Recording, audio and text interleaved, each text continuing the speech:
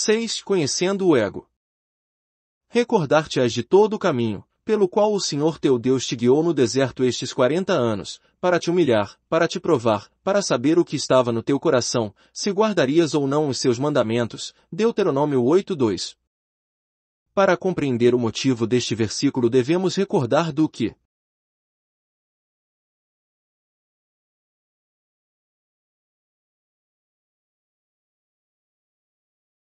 Deus prometeu aos filhos de Israel no Monte Sinai. Ao aparecer no Monte Sinai, Deus disse: Agora, pois, se diligentemente ouvirdes a minha voz, e guardardes a minha aliança, então sereis a minha propriedade peculiar dentre todos os povos. Êxodo 9:5. Ao ouvir os filhos de Israel esta palavra, responderam a uma voz e sem nenhuma hesitação: tudo o que o Senhor falou, faremos. V8. Pensavam que uma vez que Deus os tinha libertado de maneira tão maravilhosa e os havia conduzido, suprido suas necessidades e lhes dado proteção, que deveras lhe obedeceriam em tudo o que ele pedisse deles. Entretanto, o que a pessoa diz e promete nem sempre é o que suas mãos e pés hão de fazer.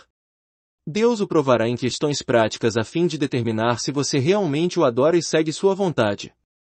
Embora você possa pensar e até mesmo sentir estar perfeitamente disposto a ouvir a palavra de Deus, a carne tornou-se tão corrupta que o que você pode estar pensando e sentindo não seja digno de confiança. É por isso que Deus deve prová-lo quanto à obediência aos seus mandamentos. É por isso que Moisés diz aos israelitas: para te provar, para saber o que estava no teu coração, se guardarias ou não os seus mandamentos. Era como se dissesse que por ser a promessa deles inadequada, deviam ser humilhados e provados no deserto por 40 anos. Entretanto, tal humilhação e provação não tinham o propósito de trazer-lhes queda espiritual, mas a manifestação de seu verdadeiro estado. Sem a experiência da humilhação, sem a prova do deserto e sem a derrota e rebelião subsequentes, quem poderia saber quão inteiramente corruptos eram os corações destes filhos de Israel? A julgar por sua promessa entusiasta ao pé do Monte Sinai, pensaríamos serem eles um povo muito obediente. Mas o povo que tão prontamente fez promessas no Monte Sinai foi o mesmo que mais tarde no deserto adorou o bezerro de ouro, murmurou contra Deus e contra Moisés, desejou voltar para o Egito e finalmente se recusou a entrar em Canaã. Porém, depois de tantos fracassos, reconheceram ser corruptos, que sua carne nada tinha absolutamente de que se orgulhar, e que sua autoimportância em pensar serem eles melhores do que as outras raças era totalmente falsa porque, na verdade, não eram de modo nenhum superiores a qualquer outra nação do mundo. Somente então reconheceram que Deus os tinha escolhido não porque fossem melhores do que os outros, mas por sua graça, pois Deus havia dito a Moisés: terei misericórdia de quem me aprouver ter misericórdia, e compadecer-me-ei de quem me aprouver ter compaixão. Assim, pois, não depende de quem quer, ou de quem corre, mas de usar Deus a sua misericórdia. Romanos 9:15-16. Ora, assim como Deus guiou os filhos de Israel no período da antiga aliança, da mesma forma procura ele liderar o seu povo hoje. A lição que deseja ensinar aos filhos agora é a mesma que tentou ensinar aos israelitas no deserto. Essa lição é que conheçamos a nós mesmos. Deus deseja que seu povo saiba que são corruptos a mais não poder, e que são cheios de pecado, imundícia e fraquezas. Deseja levar os crentes ao fim de si mesmos. Deseja convencê-los de que seus egos são totalmente inúteis e absolutamente sem nenhum valor para que possam lançar-se sobre Deus em seu desamparo e procurar conhecer sua vontade, depender de seu poder e realizar seu propósito. Entretanto, poucos crentes têm consciência disto. Poucos realmente sabem que estão cheios de corrupção e de imundícia e que são totalmente inúteis. Poucos acham não ter nada. A maioria dos crentes pensam ser dignos de confiança em muitos aspectos, e pensam ser mais fortes do que outros crentes. Quem, pois, realmente conhece a si mesmo completamente? Compreendamos que Deus não precisa de nossas derrotas e de nossos fracassos, somos nós quem precisamos, pois Ele sabe muito bem quão corrupta é nossa carne e se permanecemos e vencemos ou se caímos e somos derrotados. Ele já conhece nossa estrutura demasiadamente bem.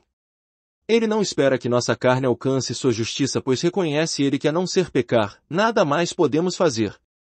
Ao fazermos o bem, sabe Ele que somos corruptos. E ao praticarmos o mal, de novo, sabe Ele que somos corruptos. Ele não precisa esperar que caiamos a fim de compreender nossa corrupção. Somos nós quem precisamos dessas derrotas e dessas quedas, pois sem elas não podemos conhecer a nós mesmos. Enquanto experimentamos um navegar suave, enquanto somos vitoriosos e cheios de alegria, podemos pensar que somos bastante bons e que possuímos algo que os outros não têm. Embora não nos gabemos abertamente a respeito de nada, entretanto, ao fazermos algum progresso na vida espiritual ou termos algum êxito na obra espiritual, não podemos deixar de conceber a ideia de que agora estamos verdadeiramente santos, poderosos e em excelente condição. Numa posição como esta, é fácil tornar-se descuidado e perder a atitude de dependência de Deus. Assim, o Senhor permite que caiamos da glória ao pó. Permite que pequemos, caiamos e nos afastemos. Tudo isto fará com que saibamos quão inteiramente corruptos além de qualquer ajuda natural somos nós. Aprendemos que não somos diferentes dos maiores e piores pecadores do mundo. O resultado é que não ousamos confiar em nós mesmos, glorificar a nós mesmos nem gabar a nós mesmos, mas, em todas as coisas, lançar-nos-emos sobre o Senhor com temor e tremor. Portanto, precisamos que a derrota e o fracasso nos humilhem, que nos façam conhecer a nós mesmos e a corrupção completa de nossa carne. Lembramo-nos de que antes de ser salvos e nascer de novo o Espírito Santo convenceu-nos de que éramos pecadores e que toda a nossa bondade passada era como trapo da imundícia, Isaías 64:6, que não podia cobrir nossa nudez nem salvar-nos dos nossos pecados. Também ficamos conscientes de que ainda que tentássemos fazer o melhor a fim de praticar o bem daí por diante, nossa própria justiça jamais poderia satisfazer as exigências da lei. Compreendemos que jamais poderíamos estabelecer nossa própria justiça fora de Cristo, Romanos 10:3. Portanto, viemos a Deus em inutilidade total, aceitamos o Senhor Jesus como nossa justiça, e fomos salvos mediante sua redenção. Essa foi nossa experiência passada. Mas, quão esquecidos somos! Na época em que fomos salvos e nascemos de novo, sabíamos que não podíamos depender de nosso próprio bem, mas devíamos depender inteiramente da obra de Cristo. O Espírito Santo mostrou-nos nosso estado terrível de perdição, fazendo-nos ver que estávamos cheios de imundícia e corrupção e perceber a total incerteza de nossa própria justiça. Logo depois de sermos salvos, por estarmos cheios de alegria por causa da graça do perdão que tínhamos recebido, permanecemos humildes. Mas depois de algum tempo, começamos a esquecer o primeiro princípio da salvação. Devido a um novo desejo da nova vida, uma vez mais tentamos preencher os requisitos externos com uma justiça nossa. De alguma forma voltamos à ignorância de que quando Deus nos disse, ao sermos salvos, que nossa justiça era absolutamente inútil, Ele queria dizer que era ela eternamente inútil. E assim como Ele declarou, no momento de nossa salvação, que Ele não se alegraria em nada que saísse de nós mesmos, a despeito de sua aparência exterior, essa declaração era de valor eterno. Jamais devemos nos esquecer de que a maneira pela qual ganhamos a vida divina deve ser a mesma usada para alimentar essa mesma vida. O princípio que aprendemos na salvação deve permanecer para sempre. O ego é sempre inútil, é sempre julgado por Deus, e portanto deve ser continuamente entregue à morte. Quão triste é que a justiça que desprezamos no momento em que cremos no Senhor é recebida de volta não muito tempo depois. O que então reconhecemos como ego inútil, gradativamente volta à atividade. A intenção original de Deus para nós depois que fomos salvos é que, passo a passo, chegássemos a um conhecimento mais profundo de nossa corrupção e a rejeição maior de nossa justiça própria. A atitude que tomamos com respeito a nós mesmos na época da salvação é somente o primeiro passo da perfeita obra de Deus. Ele deseja ver essa obra aprofundar-se cada vez mais até que nós, os crentes, sejamos completamente libertos do domínio do ego. Que pena que os crentes arruinem a obra de Deus. A primeira obra do Espírito Santo no crente, após a salvação, é levá-lo a conhecer a si mesmo a fim de induzi-lo a obedecer à vontade de Deus e negar tudo que procede de si mesmo. Deve aprender a confiar completamente em Deus. Mas quão difícil é essa lição! Conhecer-se a si mesmo é ser privado da glória, negar-se a si mesmo é fazer com que soframos. De modo que, em realidade, o crente não está tão ávido de conhecer a si mesmo e logo não conhece a si mesmo muito bem, deveras, na ignorância julga-se digno de confiança. Ora, Por causa da indisposição do crente em ter esse autoconhecimento, o Espírito Santo não pode revelar a ele seu caráter verdadeiro à vista de Deus. Como resultado, o Senhor é forçado a usar alguns métodos dolorosos para fazer com que o crente conheça a si mesmo. E o modo mais frequentemente usado por Deus é permitir que o crente caia. Assim como os fracassos no deserto capacitaram os filhos de Israel a conhecer seus corações, do mesmo modo fracassos similares farão com que os crentes hoje tenham conhecimento de quão miseráveis são em si mesmos. Por causa de sua autoconfiança e por ver a si mesmos como talentosos, capazes e poderosos, têm falta da completa dependência de Deus. Por isso Deus deixa que falhem em suas tentativas. Compreenderão quão indignos de confiança são ao ver que suas obras não produzem frutos verdadeiros e duradouros. Com quanta frequência os crentes veem-se a si mesmos como naturalmente muito pacientes, amáveis, gentis e puros. Para contra-atacar esta autoilusão, Deus permitirá que muitas coisas aconteçam em sua vida a fim de tirar-lhes a impaciência, a amabilidade, a gentileza e a pureza para que saibam que nada de valor procede do ego natural. E como os crentes pensam amar a Deus, gabando-se de sua consagração perfeita ao Senhor e de seu labor diligente por amor dele. Deus permite que o mundo e as pessoas os engodem de tal modo que são tentados em secreto ou se desviam abertamente. Assim, ficam sabendo quão vulnerável é seu amor por Deus. Os crentes também podem pensar ser totalmente dedicados ao Senhor, nada tendo para si mesmos. Em resposta, Deus faz com que recebam elogios e louvores dos homens a fim de mostrar-lhes quão sutilmente lhe roubam a glória e procuram a exaltação dos homens. Às vezes também acontece de os crentes fazerem um pequeno progresso na vida espiritual, e logo pensam ser vitoriosos e santificados. Mas no instante em que estes cristãos dão lugar à autossatisfação, Deus permite que falhem e pequem exatamente como fazem as outras pessoas, ou até mesmo pior do que elas. O resultado é ficarem sabendo que não são melhores do que ninguém. Embora corra o risco de ser mal interpretado, gostaria de dizer isto: Deus preferiria que seus filhos pecassem a que fizessem o bem. Repetindo, por favor, não interprete mal minha palavra aqui. Não estou, com isto, aconselhando-o a pecar, pois o Senhor não tem prazer no pecado. Mas uma vez que os crentes são tão autoconfiantes, gabadores e cheios de autossatisfação, cheios de seus próprios pensamentos, sentimentos e ações, Deus preferiria vê-los pecar a fazer o bem. Doutra forma, jamais conhecerão a si mesmos nem serão jamais libertados da vida lamentável, às vezes ridícula, e detestável do ego. Precisamos saber a que grau Deus deseja que avancemos.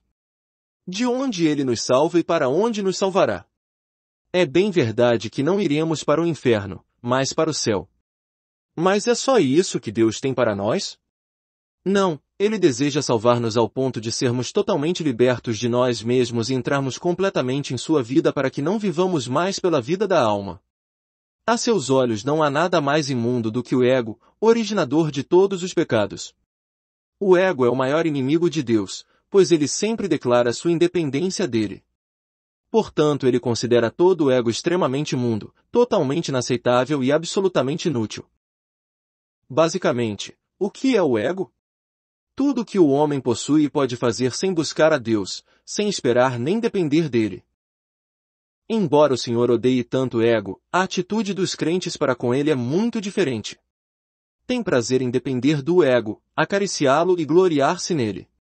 Ignoram o seu ego verdadeiro, e também não sabem quão impuro, corrupto e fraco é o ego aos olhos de Deus.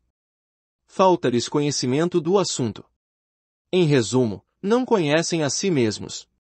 Numa situação como esta, se fizerem algum progresso, se experimentarem êxitos e vitórias crescentes, sua vida do ego será alimentada e crescerá, assim tornando-se mais difícil de ser negada. Cada vez que praticam uma boa ação, afastam-se um pouco mais da vida de Deus. Um pouco mais de poder próprio significa mais distância do Espírito Santo. Mais êxito resulta em mais glória para o ego, o que prolonga a vida ímpia do ego. E por esse motivo que eu disse anteriormente que Deus preferiria ver os crentes pecarem a fazerem o bem, pois quanto mais pecam, tanto mais reconhecem quão indignos de confiança são, quanto mais fracos são, tanto mais verão a vaidade do ego, quanto mais caírem, tanto mais claramente perceberão sua insuficiência e desesperança. Deus preferiria ver os crentes pecarem, a esta altura de seu caminhar, pois o pecar possibilitá-los a conhecer a si mesmos mais completamente e também a depender mais do Senhor. Deus não tem outro propósito a não ser levá-lo ao fim de si mesmo para que conheça a si mesmo. Esta é a explicação do motivo pelo qual às vezes você tem lutado e falhado. Oh, como você chorou, lutou, batalhou, orou, trabalhou e fez tudo a fim de vencer o pecado e chegar à santidade, entretanto acabou em derrota. Embora às vezes você tenha experimentado um pouco de vitória, essa vitória foi somente temporária. Você fez o melhor que pôde para conservá-la, mas voou como um pássaro. Você chegou à conclusão de ser pior do que os outros, e que por isso não podia ter a vitória. Tais experiências significam que Deus o levava a conhecer o seu próprio ego. Não é que você fosse tão corrupto que não pudesse ganhar a vitória, antes, era que você não era corrupto o suficiente a seus próprios olhos a fim de ganhar a vitória. É preciso que você reconheça que foi você mesmo quem chorou, quem lutou e prosseguiu, que foi você quem batalhou e labutou.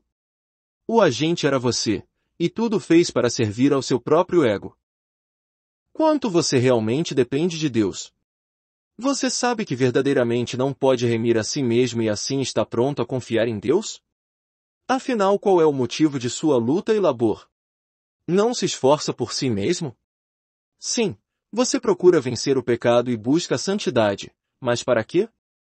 Não é para dar a si mesmo mais alegria, mais glória e mais terreno para a vanglória? A menos que reconheça sua própria fraqueza e erro, continuará a fracassar e a cair até reconhecer ser impotente e não merecer honra alguma. Deus deseja que você se una a Ele e dependa dele em todas as coisas para que possa fazer a sua vontade e glorificar o seu nome. Mas uma vez que você não conhece seu verdadeiro caráter, como evidencia o fato de continuar a considerar-se bom e capaz, naturalmente não confiará em Deus e assim falhará em render-lhe glória. Será autoconfiante e procurará a sua própria glória. Neste mesmo instante você ainda não sabe quão fraco realmente é. Por isso Deus permite que você seja derrotado repetidamente. E com cada derrota diz-lhe que você é fraco. Entretanto você insiste em não crer, recusa-se a desprezar a si mesmo, antes, continua a ser cheio de esperança. Sua conclusão é que a derrota foi devida à falta de esforço próprio. Se fizer mais esforço da próxima vez, diz você a si mesmo, então sem dúvida vencerá. Muitas têm sido as suas derrotas, e muitas têm sido as vezes que encontrou altos e baixos. Entretanto permanece ignorante do fato de quão fraco você verdadeiramente é. Até o presente momento, você não está pronto para aprender a lição que Deus tem para você. Ainda está planejando seu último esforço para ganhar a vitória final. Tendo sofrido tantas derrotas, por que não desiste totalmente de si mesmo e se lança inteiramente sobre Deus? Quando é que não esperará mais nada de si mesmo, entregando-se completamente nas mãos de Deus? Oh!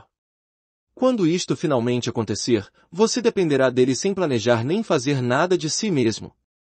Mas por ainda não ter aprendido sua lição, terá de incorrer em maiores e mais derrotas a fim de obter o autoconhecimento que o forçará a cessar sua própria obra para que Deus possa livrá-lo.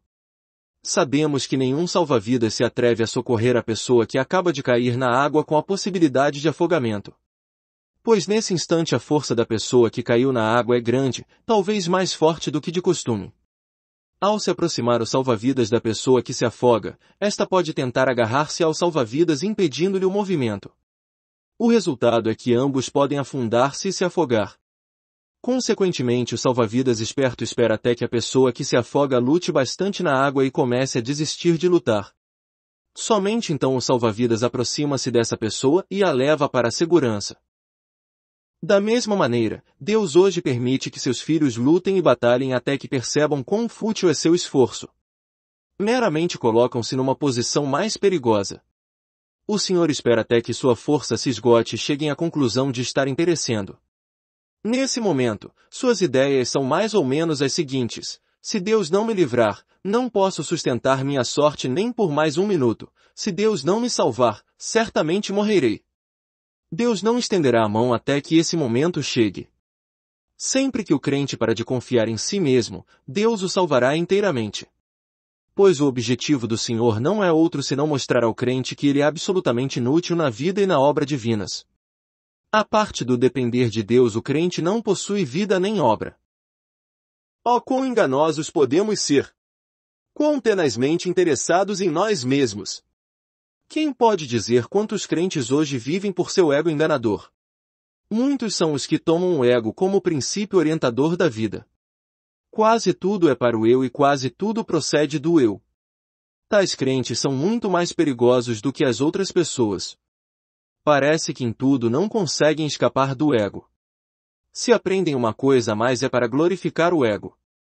Isto não é verdade somente com respeito às coisas espirituais, é também verdade no que se refere às coisas materiais. Tudo se transforma em motivo para elevar o ego. Oh, quem pode compreender totalmente o erro da carne? Deus precisa quebrar e destruir tais crentes. Não lhes dará um ambiente cômodo para que seu ego não seja alimentado. Deixá-los-á passar por momentos difíceis para que não se gloriem em si mesmos. Permitir-lhes a conhecer seu motivo interior verdadeiro deixando que sejam derrotados, para que na derrota possam examinar-se a si mesmos e compreender que a maior parte de seus dias vivem para si mesmos e não para a glória de Deus. Por 40 longos anos levou Deus os filhos de Israel pelo deserto. Deixou que caíssem e pecassem muitas vezes com o seguinte propósito em mente, que conhecessem a si mesmos. Da mesma maneira, hoje o que Deus tem feito em sua vida é para que você conheça sua imagem verdadeira. Suas derrotas passadas já o deviam tê-lo convencido da absoluta vaidade de si mesmo, no entanto até ao presente momento você insiste em apegar-se ao seu precioso ego. Por causa disso, Deus é forçado a conservá-lo no deserto um pouco mais para que você experimente mais derrotas no deserto de modo a compreender, afinal, quão totalmente corrupto, vão e fraco você é perante Deus. E se não aprender sua lição hoje, terá de continuar em derrota. Qual foi o propósito de Deus em dar a lei aos homens? Foi dada não para que os homens a guardassem, mas a fim de que os homens a violassem, pois a lei foi estabelecida para transgressões. Não fique espantado com esta afirmativa, pois com referência à lei este é o propósito de Deus, como as Escrituras amplamente demonstram. Deus sabia de há muito que os homens são corruptos além da medida, e determinou há muito tempo que devíamos ser salvos gratuitamente por sua graça. Ele sabe que somos tão corruptos que nada podemos levar a Ele que seja aceitável. Mas também sabe que não percebemos tal fato. Portanto, Ele emprega meios e maneiras de ensinar-nos a fim de que nós também possamos conhecer de nós mesmos o que Ele sempre soube. Só depois de reconhecermos nossa corrupção aceitaremos sua graça. Ora, um meio empregado por Deus é a lei, a qual nos manda obedecer. Se formos bons, certamente a cumpriremos, mas se formos corruptos, com toda a certeza a quebraremos. Pode-se dizer, portanto, que o próprio quebrar da lei revela nossa corrupção, que nossa incapacidade de fazer o que a lei exige prova que nossa carne é fraca. Veja Romanos 8:3. Quando as pessoas perceberem que são tão fracas a ponto de não poderem satisfazer as exigências da lei divina, finalmente desesperarão de si mesmas, desistirão de qualquer ideia de ser salvas pelas obras, e confiarão inteiramente na graça de Deus. Por isso a Bíblia declara, qual, pois, a razão de ser da lei? Foi adicionada por causa das transgressões, isto é, foi acrescentada a fim de revelar a corrupção dos homens, até que viesse o descendente a quem se fez a promessa. Gálatas 3:19. Esta última cláusula refere-se ao Senhor Jesus e à sua salvação. Nós, os crentes, sabemos que não podemos ser salvos pelas obras, somente pela graça. Mas sabemos o motivo? É por sermos tão corruptos, tão fracos e tão imundos que não podemos cumprir a justiça de Deus nem guardar sua lei, e consequentemente não temos boas obras algumas, mas devemos depender da graça. Deus, ao salvar-nos pela graça, diz-nos que somos tão totalmente corruptos que não tem outro recurso senão dar sua graça. E quando, finalmente, adentramos o portão da graça sabíamos muito bem quão impotentes éramos. Por que, então, hoje você começa a pensar que é tão bom? Por que você não aprendeu a lição que Deus tem tentado ensinar por meio da lei aos seus seguidores por estes milhares de anos? Você ainda não se conhece si mesmo. Em nossa pregação e testemunho públicos, temos dado atenção especial ao princípio da cruz. Mas tenha em mente que a cruz não é uma espécie de poder mágico que o livrará de todos os seus pecados se tão somente a invocar. A não ser que você, de livre vontade, aceite o princípio da cruz, não o verá em operação em sua vida. A cruz é um princípio, e o princípio da cruz é negar a si mesmo e depender de Deus. Se você ignorar a total corrupção do seu ego verdadeiro, não receberá a ajuda da cruz para livrá-lo do pecado no momento em que esperar seu poder numa emergência. Alguém poderá dizer: estou surpreso por ter cometido tal pecado.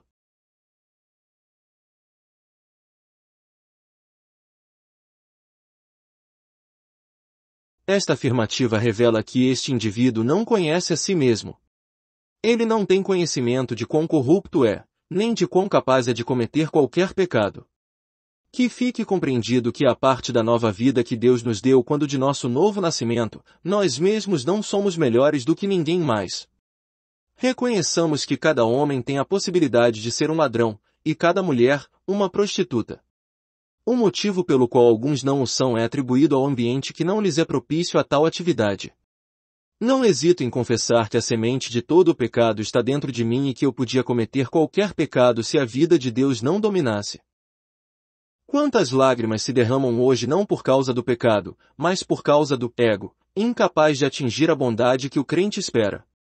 Muita procura, muitas orações e muita fé parecem ser dirigidas a Deus, entretanto, em todos estes esforços é mais do que provável existir antecipação da bondade própria. E por isso Deus permite que você seja derrotado repetidas vezes para que possa finalmente ver a corrupção total da carne. E uma vez que sua fraqueza é provada por tais derrotas, Deus espera que você possa conhecer seu ego verdadeiro, desistir dele e voltar-se para Deus e confiar nele. Cada derrota devia dar-lhe um pouco mais de conhecimento de si mesmo.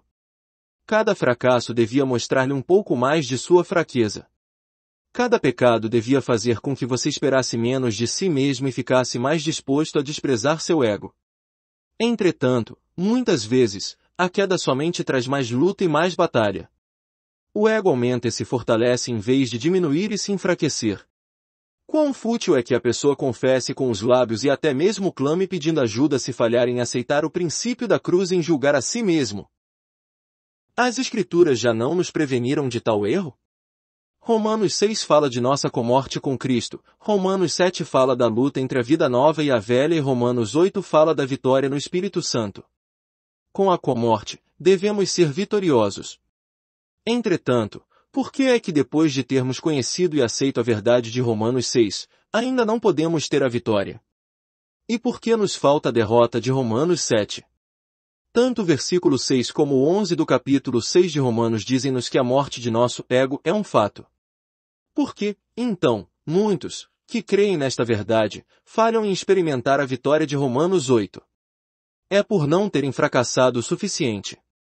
Deus nos fará passar pela derrota de Romanos 7 muitas vezes até que finalmente somos forçados a confessar: eu, todavia, sou carnal, vendido à escravidão do pecado. Porque eu sei que em mim, isto é, na minha carne, não habita bem nenhum, Romanos 7,14b, 18ª. E tal experiência é conhecimento verdadeiro do ego. Deus permitirá que o crente caia até que de livre e espontânea vontade reconheça: sou vendido à escravidão do pecado. Não habita bem nenhum na minha carne. Até que isso aconteça ele não saberá que a não ser que um poder de fora lhe socorra, ele está sem esperança e é inútil. Mas então ele clamará: desventurado homem que sou! Quem me livrará do corpo desta morte? 7:24.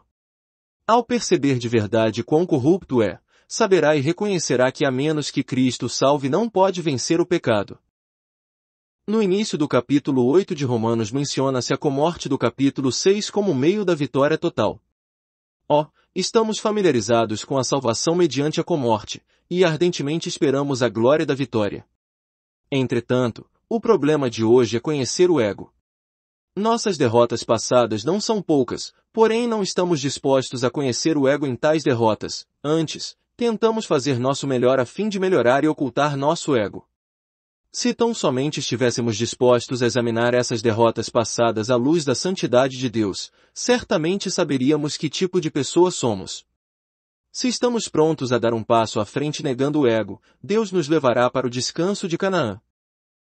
Naturalmente que temos algum conhecimento de nós mesmos, e em nossas experiências passadas Deus nos levou a conhecer algo de nossa corrupção. Mas, com toda a honestidade, receio que o conhecimento que muitos têm do ego não é suficientemente profundo. Não tenhamos medo de conhecer a nós mesmos claramente. Embora o ego seja muito feio e infunda temor, embora seja abominável e odioso, ainda assim devemos conhecê-lo.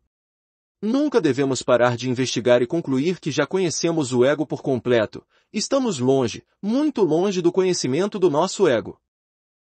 Para o crente, o conhecer a si mesmo é uma lição que dura a vida toda. A fim de chegar a esse propósito divino, o crente teimoso deve passar por muitas derrotas que outros não têm nem precisam.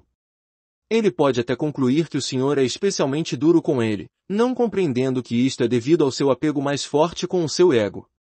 Pois não muito tempo depois de ganhar uma vitória, começa a ser autoimportante uma vez mais, para de confiar no Senhor com temor e tremor, e começa a glorificar a si mesmo de novo. De modo que Deus o envia para o fracasso uma vez mais. Quantos crentes verdadeiramente têm vitórias até o presente momento? Mas eles, de alguma forma, nunca parecem poder aprender a lição que Deus lhes está ensinando a respeito do verdadeiro autoconhecimento. Percebamos que fora do autoconhecimento, do autoexame e da autonegação, realmente não há um caminho para a vida espiritual. Se constantemente julgássemos a nós mesmos por causa de nosso autoconhecimento, evitaríamos muitas derrotas e alcançaríamos o propósito de Deus. Todos os que hoje em dia, 1. Seguem sua própria vontade, 2. Confiam em sua própria força, 3. Glorificam seu próprio ego, são pessoas que não conhecem a si mesmas. Mas uma vez que a pessoa é totalmente quebrantada por Deus, essa pessoa verá a si mesma como abominável e odiosa. Não ousará iniciar nada nem ousará fazer nada com sua própria força. Antes, esperará pela vontade de Deus em todas as coisas e em tudo dependerá do poder de Deus. Caso consiga algumas realizações, ela não ousará ser convencida porque sabe ser indigna de qualquer glória. Possa o Senhor levar todos nós a tal experiência e assim trazer glória a Ele.